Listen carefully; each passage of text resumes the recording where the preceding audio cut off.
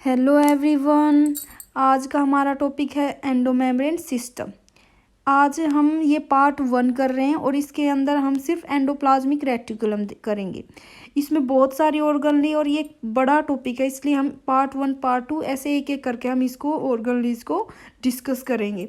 इसके अंदर कौन कौन सी ऑर्गनली हम डिस्कस करेंगे? Vacuole, Golgi body, endoplasmic reticulum and lysosome. लेकिन सिर्फ आज का जो हमारा टॉपिक वो रहेगा एंडोप्लाज्मिक रेटिकुलम। तो देखते हैं इसमें क्या है।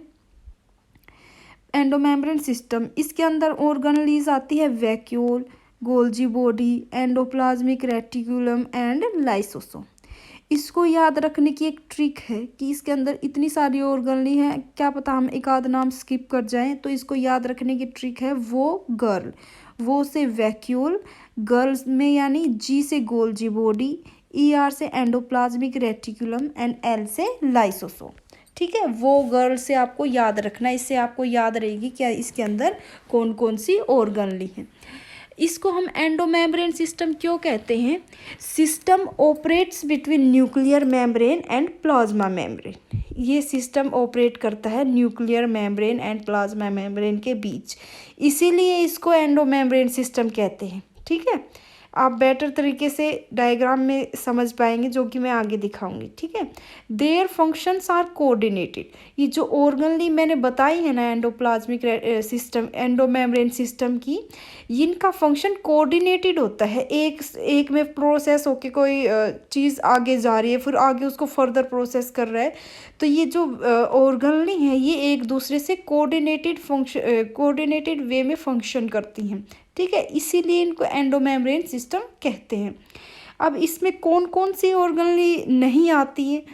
माइटोकॉन्ड्रिया, पेरोक्सिसोम, प्लास्टिड, ये जो ऑर्गनली होती है ना सेल के अंदर, वो एंडोमेम्ब्रेन सिस्टम का पार्ट नहीं है। ठीक है, जो ऊपर बताई है ना वो गर्ल, वही एंडोमेम्ब्रेन सिस्टम का पार्ट है। ठीक है, तो ये क्वेश्चन भी आ सकता है कि कौन कौन सी ऑर्गनली एंडोमेम्ब्रेन सिस्टम का पार्ट नहीं है। ठीक है, तो माइटोकॉन्ड्रिया, पेरोक्सिसोम, प्लास्टिड्स वगैरह जो हैं वो एंडोमेम्ब्रेन सिस्टम का पार्ट नहीं है। अब एक डायग्राम देखिए, ये एक सेल का डायग्राम है।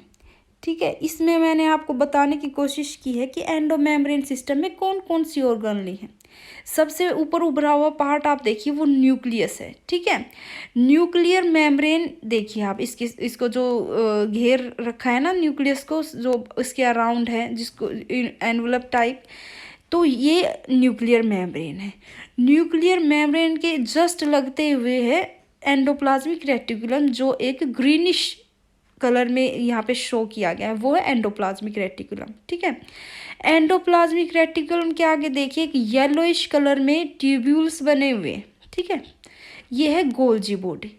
ठीक है, गोल्जी बॉडी किसके पास है? जो अपनी देखिए वेसिकल के रूप में अपना सिक्रेशन प्लाज्मा मेम्ब्रेन, जो सबसे आउटर लेयर है ना वो है प्लाज्मा मेम्ब्रेन, उसके बीच भेज रही है, उसके पास भेज रही है अपनी सिक्रेशन। तो आप समझ पा रहे हैं, न्यूक्लियर मेम्ब्रेन और प्लाज्मा मेम्ब्रेन के बीच में ये सारा काम हो रहा है। ठीक है, न्यूक्लियर मेम्ब्रेन से लगता है ER यानी एंडोप्लाज्मिक रेटिकुलम, उसके बाद है गोल्जी बॉडी। ठीक है, गोल्जी बॉडी के बाद है प्लाज्मा मेम्ब्रेन और वैक्यूल्स वगैरह हैं, जो वो लाइसोसोम है, वो इसका एंडोमेम्ब्रेन सिस्टम का पार्ट है। लाइसोसोम आप पूछेंगे अब इसमें लाइसोसोम हम कहाँ से देखें? तो जो सेल से बाहर कोई फॉरेन मटेरियल एंटर करता है ना, तो वो उसको डाइजेस्ट करना होता है। तो गोल्जी बॉडी से एक सिक्रीशन आती है वेसिकल के रूप में, तो उसको उसके साथ टारगेट के साथ फ्यूज़ हो गया। यहाँ पे टारगेट है फॉरेन मटेरियल, तो वो बन गया, वो आगे जाके लाइसोसोम फॉर्म कर लेता है और उसको डाइजेस्ट कर लेता है। ठीक है, तो ये यहाँ पर लाइसोसोम ऐसे काम करेगा। आगे हम डिस्कस करेंगे इसके बारे में भी। तो इसमें हम आप समझ पा रहे हैं एंडोमेम्ब्रेन सिस्टम, न्यूक्लियर मेम्ब्रेन और प्लाज्मा मेम्ब्रेन के बीच जो सिस्टम काम कर रहा है उसको हम एंडोमेम्ब्रेन सिस्टम कह रहे हैं। ठीक है, अब है सबसे पहली ऑर्गनली हम डिस्कस करेंगे एंडोप्लाज्मिक रेटिकुलम, और इस वीडियो में सिर्फ हम यही ऑर्गनली डिस्कस करने वाले हैं, क्योंकि वीडियो काफ़ी लंबा हो जाता, तो बाकी की ऑर्गनली जो है हम नेक्स्ट वीडियोस में डिस्कस करेंगे। पहला है endoplasmic reticulum, first time observe by Garnier, इसको गार्नियर ने ऑब्जर्व किया था और इसको नाम दिया था एर्गेस्टोप्लाज्म। इसकी डिस्कवरी की थी पोर्टर ने, ठीक है, ऑब्जर्व किया था गार्नियर ने और डिस्कवरी की थी पोर्टर ने। और इसकी अल्ट्रा स्ट्रक्चर जो डायग्राम था, जो इसकी स्ट्रक्चर थी, वो किसने दी थी? पोर्टर एंड क्लाउडे ने, ठीक है। ये क्या है? Extension of outer nuclear membrane, जो न्यूक्लियर मेम्ब्रेन है, आउटर न्यूक्लियर मेम्ब्रेन की एक्सटेंशन है। आप देखेंगे कि न्यूक्लियर मेम्ब्रेन के बिल्कुल साथ लगता है ईआर, जैसे कि उसी की इवेजिनेशन है, उसी की बाहर की तरफ ग्रोथ है। तो extension of outer nuclear membrane. जो ईआर होता है वो साइटोप्लाज्म को दो कंपार्टमेंट्स में डिवाइड कर रहा है, ठीक है। एक है इंट्राल्यूमिनल, जो कि इनसाइड ल्यूमन ऑफ ईआर, ठीक है।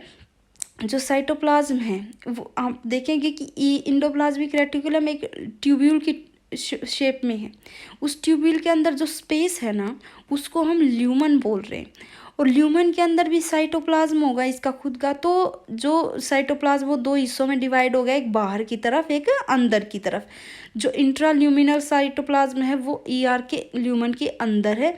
जो एक्स्ट्रा ल्यूमिनल साइटोप्लाज्म है वो ईआर के ल्यूमन के बाहर है। तो ईआर ल्यूमन साइटोप्लाज्म को दो भागों में डिवाइड कर रहा है, ठीक है। ये बात याद रखेंगे आप। अब structure of ER, ER compose होता है तीन तरह के, इसके तीन पार्ट हैं, ठीक है। सिस्टर्ने, ट्यूब्यूल एंड वेसिकल, इनसे बना हुआ होता है ईआर, ठीक है। अभी ये डायग्राम मैंने फिर से दिखाया है, जो कि थोड़ा और ज़्यादा क्लियर है। न्यूक्लियर मेम्ब्रेन के पास है ग्रीनिश कलर का एंडोप्लाज्मिक रेटिकुलम। इसके ऊपर राइबोसोम लगे हुए हैं, ठीक है। राइबोसोम इसको बनाते हैं रफ, इसीलिए इसका नाम रफ एंडोप्लाज्मिक रेटिकुलम है। अब इसी के साथ लगता है वाइट ट्यूब लाइक स्ट्रक्चर, आप देख पा रहे हैं ट्यूब्यूल जैसी, वो है स्मूथ एंडोप्लाज्मिक रेटिकुलम। क्योंकि इसके ऊपर राइबोसोम्स नहीं है, इसीलिए ये स्मूथ एंडोप्लाज्मिक रेटिकुलम है, ठीक है। अब ये मैंने एनसीईआरटी का डायग्राम लिया है, इसमें भी आप देख पा रहे हैं कि जो रफ एंडोप्लाज्मिक रेटिकुलम है, इसके ऊपर राइबोसोम लगे हुए हैं। और जो सबसे नीचे है वो ट्यूब्स लाइक स्ट्रक्चर है, ट्यूब्यूल हैं, वो है स्मूथ एंडोप्लाज्मिक रेटिकुलम। और इनसे जो सिक्रीशन होती है वो वेसिकल के रूप में बाहर जाती है, जो कि गोल्जी बॉडी से फ्यूज़ हो जाती है, ठीक है। वो हम आगे दिखाऊंगी मैं आपको डायग्राम में। अभी आप ये आर एंड एस समझ लीजिए। राइबोसोम कहाँ पर लगे ये आप देख लीजिए, ठीक है। राइबोसोम लगे हैं वो रफ एंडोप्लाज्मिक रेटिकुलम है। जहाँ पर राइबोसोम नहीं लगे हुए जिन ट्यूब्यूल्स पे, वो है स्मूथ एंडोप्लाज्मिक रेटिकुलम। अब एक एक करके हम इसकी जो भी स्ट्रक्चर के वो बताए थे मैंने पार्ट ईआर के, सिस्टर्ने, ट्यूब्यूल्स एंड वेसिकल। तो पहला हम देख रहे हैं ईआर सिस्टर्ने, ये अनब्रांच्ड है, ठीक है। R E R made up of ER cisternae, जो आर ई आर है रफ एंडोप्लाज्मिक रेटिकुलम है, वो सिस्टर्ने से बना होता है। इट कंटेन्स राइबोसोम, ये 80s राइबोसोम कंटेन करता है, ठीक है। सेकेंड पार्ट है ईआर ट्यूब्यूल, ये ब्रांच्ड होता है। ट्यूब्स लाइक स्ट्रक्चर में जो मैंने ऊपर दिखाई थी, ये ब्रांच्ड होता है। इसके ऊपर राइबोसोम नहीं लगे हुए थे, इसीलिए इसका नाम ये क्या बनाता है? स्मूथ एंडोप्लाज्मिक रेटिकुलम बनाता है, ठीक है। आर ई आर बना हुआ आता है सिस्टर्ने से, और एस ई आर बना होता है ट्यूब्यूल से। जो ई आर वेसिकल देख लेते हैं, राउंडेड स्ट्रक्चर होती है, ठीक है, जो ई आर से टूट के अलग हो जाती है। जो ई आर को अपनी सिक्रीशन करनी होती है ना, अपना कोई भी प्रोसेसिंग आगे भेजनी हो, तो वेसिकल के अंदर ही भेजता है, जो कि गोल्जी बॉडी से फ्यूज़ हो जाते हैं। ये field with chemical and protein, जो वेसिकल्स होते हैं, जो भी केमिकल एंड या फिर प्रोटीन जो भी ई आर ने बनाया है गोल्जी के पास भेजने के लिए, तो वेसिकल में पैक होके जाते हैं वो, ठीक है। Filled with chemical and proteins, fused with cis phase of Golgi body, और ये वेसिकल जाके पास में ही इसके गोल्जी बॉडी होती है, उससे फ्यूज़ हो जाते हैं। सिस फेज क्यों बोला है गोल्जी बॉडी? देखिए, trans phase and cis phase, इसके दो फेज होते हैं। जो सिस फेज होता है वो न्यूक्लियस के पास होता है, और जो ट्रांस फेज होता है वो प्लाज्मा मेम्ब्रेन के पास होता है, ठीक है। सिस फेज किसकी तरफ है होता है? न्यूक्लियर की तरफ होता है और गोल्जी बॉडी का, और ट्रांस फेज होता है प्लाज्मा मेम्ब्रेन की तरफ। ठीक है, ये आपको याद रखना है, सीस एंड ट्रांस का कन्फ्यूजन दूर करना है आपको। ठीक है, फिर है राइबोसोम। क्योंकि हमने यहाँ पर राइबोसोम्स का भी जिक्र किया है तो हम थोड़ा इसके बारे में देख लेते हैं। इसमें 60S, क्योंकि ये 80S राइबोसोम है तो इसकी 2 यूनिट है, 60S एंड 40S। ठीक है, present on RER with the help of protein ribophorin. जो राइबोसोम RER यानी रफ एंडोप्लाज्मिक रेटिकुलम से अटैच होते हैं ना, वो कौन सी प्रोटीन की हेल्प से अटैच होते हैं? राइबोफोरिन प्रोटीन की हेल्प से अटैच होते हैं। ये क्या करते हैं, जो राइबोसोम की 60S यूनिट होती है ना, इसको RER के सरफेस से जोड़ते हैं। कौन जोड़ते हैं? Ribophorin protein. Difference between RER and SER। Difference between rough endoplasmic reticulum and smooth endoplasmic reticulum. जो रफ एंडोप्लाज्मिक रेटिकुलम ये इसके पास राइबोसोम होते हैं, SER के पास राइबोसोम नहीं होते हैं। RER को ग्रैनुलर ER भी बोलते हैं और SER को एग्रैनुलर ER बोलते हैं। RER जो होता है वो ज़्यादा मात्रा में होता है, ER के अंदर 2/3 पार्ट होता है, लेकिन SER सिर्फ 1/3 पार्ट ऑफ ER होता है। जो RER है वो जो RER है वो अनब्रांच्ड होते हैं, लेकिन SER ब्रांच्ड होते हैं।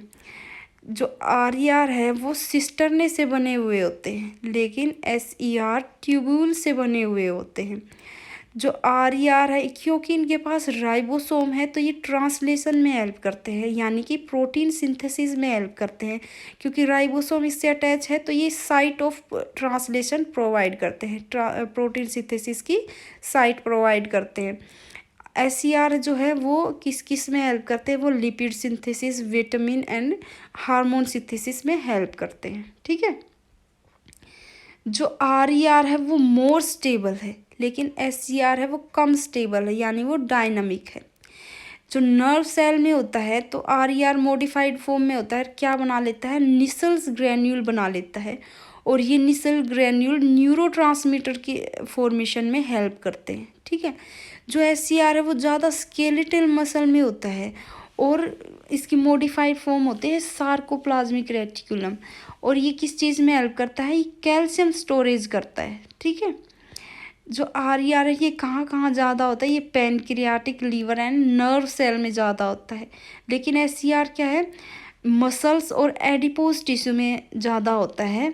और SER क्या है? Myeloid bodies modification of SER found in retina. जो माइलोइड बॉडी होती है ना रेटिना की, वो किसकी मॉडिफिकेशन है? वो SER की मॉडिफिकेशन है। स्पेशल फॉर्म ऑफ ER, डेस्मोट्यूब्यूल जो होते हैं वो स्पेशल फॉर्म ऑफ ER होते हैं। डेस्मोट्यूब्यूल पाए जाते हैं प्लांट सेल में, और प्लांट सेल में आपने प्लाज्मोडेस्मेटा सुना होगा, जो कि 2 सेल्स को आपस में कनेक्ट करता है। तो देखते हैं डेस्मोट्यूब्यूल्स क्या हैं।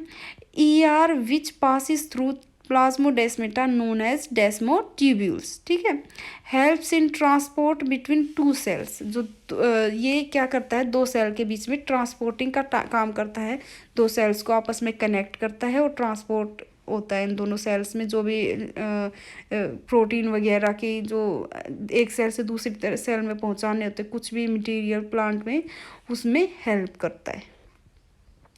माइक्रोसोम क्या होते हैं? Not present in natural cell और लिविंग सेल। लिविंग सेल में ये प्रेजेंट नहीं होते। Fragment of ER are formed after centrifugation which form vesicle like structure known as microsome. जो हम सेंट्रीफ्यूगेशन एक टेक्निक होती है, जब हम जिसमें बहुत तेज़ गति से रोटेशन करवाया जाता है, देखिए उसके जब हम रोटेशन कराते हैं तो ER फ्रेगमेंट में टूट जाता है। ठीक है, बहुत छोटे छोटे फ्रेगमेंट में टूट जाता है, तो ये वेसिकल की फॉर्मेशन कर लेते हैं और इन वेसिकल्स को बोलते हैं माइक्रोसोम। ठीक है, फंक्शन ऑफ ER का फंक्शन क्या है? ये बहुत इंपॉर्टेंट रोल प्ले करता है। प्रोटीन सिंथेसिस होती है RER की हेल्प से। Steroidal hormone, fat soluble vitamins and cholesterol किस में होता है? सिंथेसिस वाया SER इनको सिंथेसाइज करता है, यानी स्मूथ एंडोप्लाज्मिक रेटिकुलम इसको सिंथेसाइज करता है। Formation of Golgi body by ER vesicle. देखिए वेसिकल रिलीज होके गोल्जी बॉडी में जाके फ्यूज़ हो रहे थे। तो गोल्जी बॉडी भी क्या करती है, अपनी सिक्रीशन अपना पिंच ऑफ करके पार्ट और प्लाज्मा मेम्ब्रेन में भेज देती है। तो वहाँ वो गोल्जी बॉडी तो करती है प्लाज्मा मेम्ब्रेन की सिंथेसिस, एंड ईआर अपने वेसिकल्स के रूप में करता है गोल्जी बॉडी की सिंथेसिस या फिर फॉर्मेशन। ठीक है, तो गोल्जी बॉडी की फॉर्मेशन में हेल्प करते हैं। Synthesis and storage of glycogen by SCR, glycogen जो कि ग्लाइकोजन टूट के ग्लूकोज बनता है और ग्लूकोज एनर्जी देता है हमें। तो ग्लाइकोजन किससे कौन स्टोर करता है, स्मूथ एंडोप्लाज्मिक रेटिकुलम जो है वो ग्लाइकोजन स्टोर करता है। In SCR cytochrome 450 present which helps in detoxification. Cytochrome 450 क्या करता है, डिटॉक्सिफिकेशन के में हेल्प करता है, और ये कहाँ पे होता है, एससीआर में होता है। तो एससीआर का काम हो गया detoxification. Formation of microbody, microbody की फॉर्मेशन करता है कौन कौन सी माइक्रोबॉडी, पेरोक्सिसोम, ग्लाइकोक्सिसोम एंड स्फीरोसोम, ये है माइक्रोबॉडीज, और इनकी फॉर्मेशन में हेल्प कौन करता है, ईआर हेल्प करता है। ठीक है, ये हमारा हो गया पार्ट 1। हमने एंडोमेम्ब्रेन सिस्टम का ये पार्ट 1 देख लिया, जिसमें हमने एंडोप्लाज्मिक रेटिकुलम किया है। बाकी की भी ऑर्गेनली रहेगी, जैसे कि Golgi body, lysosome and vacuole, ये हम डिस्कस करेंगे नेक्स्ट वीडियोस में। ठीक है, अपना चैनल है स्टार्ट बायो, इस पे बहुत सारी वीडियोस अवेलेबल हैं जो कि सभी बायोलॉजी स्टूडेंट्स के लिए हेल्पफुल हैं। ठीक है, आप जाके वो वीडियोस देखिए। ठीक है, हमारी वीडियोस और भी आते रहेंगी, तो please do like and subscribe. Thank you.